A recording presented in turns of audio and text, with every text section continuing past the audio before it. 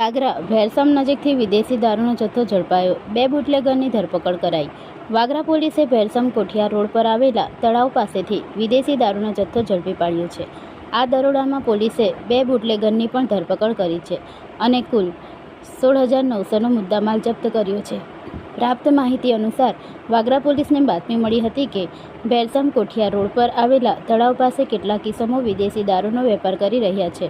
આ બાતમીના આધારે પોલીસે તાત્કાલિક દરોડો પાડ્યો હતો। દરોડા દરમિયાન પોલીસે ત્યાંથી રઘુ રમેશ વસાવા અને કરણ ગોપાલ વસાવા રહે કોઠિયાને ઝડપી પાડ્યા હતા। તેમની પાસેથી 180 મિલીની કુલ 57 વિદેશી દારૂની બોટલો મળી આવી હતી, જેની કિંમત ₹6,900 જેટલી થાય છે। આ ઉપરાંત પોલીસે તેમની પાસેથી 10,000ની કિંમતના 2 મોબાઈલ ફોન પણ જપ્ત કર્યા હતા।